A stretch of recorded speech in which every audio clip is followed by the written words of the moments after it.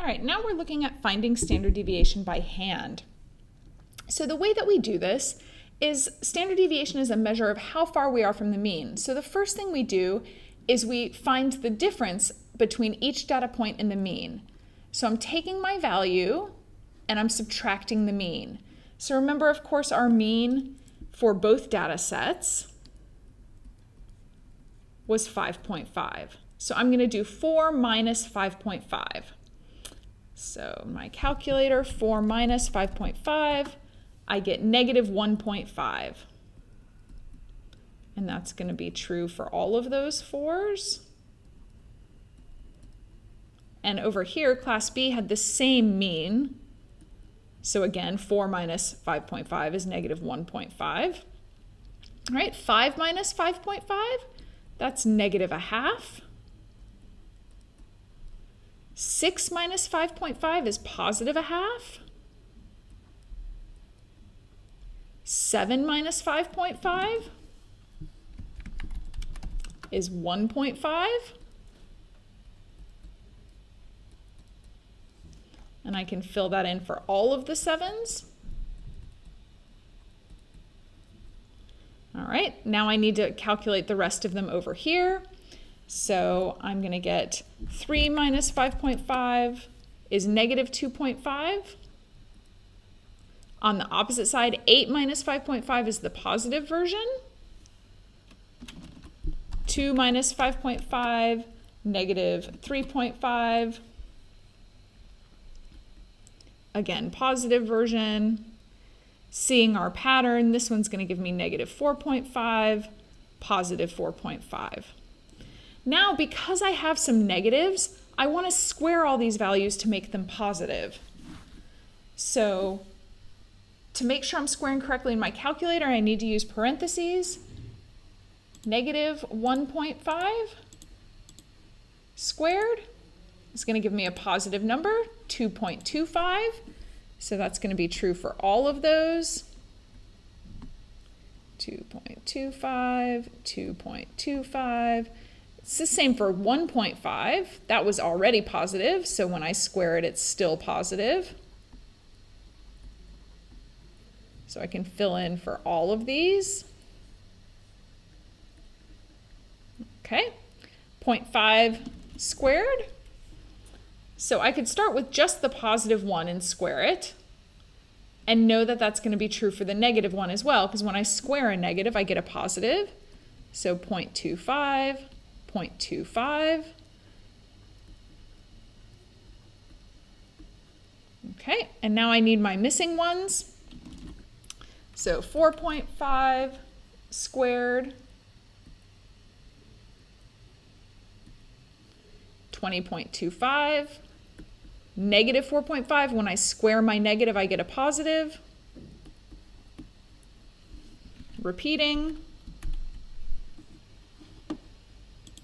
And again, the reason that we're squaring all of these is to make positive numbers.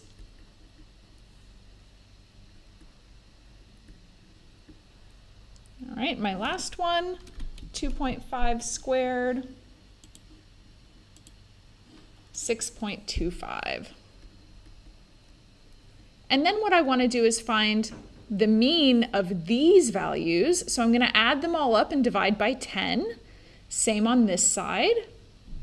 So this one's a little bit easier. I have 1, 2, 3, 4, 5, 6, 7, 8. So I'm going to do 8 times 2.25 plus 2 times 0.25.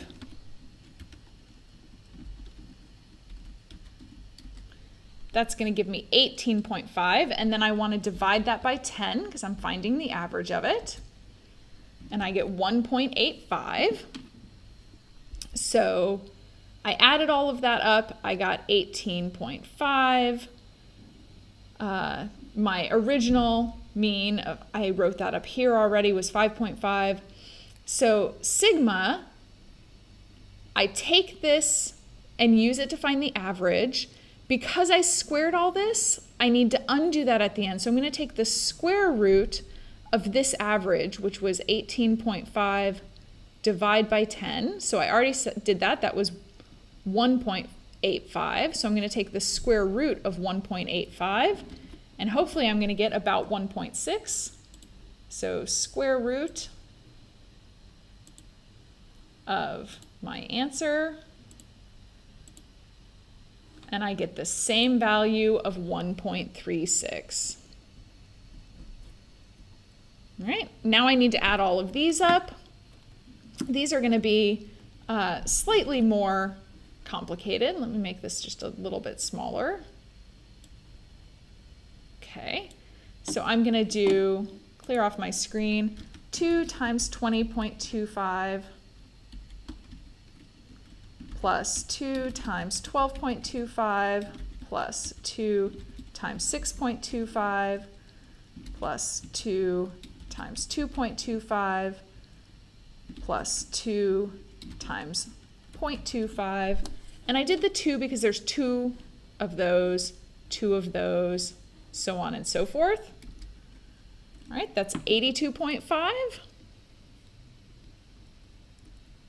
Again, I'm finding the average of this, and standard deviation is the square root of the average, so 82.5 divided by 10 because I had 10 total numbers. So let's go ahead and put that in our calculator. So I'm going to do the square root of this number, divide by 10 because there was 10 total numbers, and I get my 2.87 just like I hoped. So approximately equal to the 2.87. And that's how we do it by hand. You would want to show it by hand if you were using this for your project or some other situation that required you to show an advanced math calculation.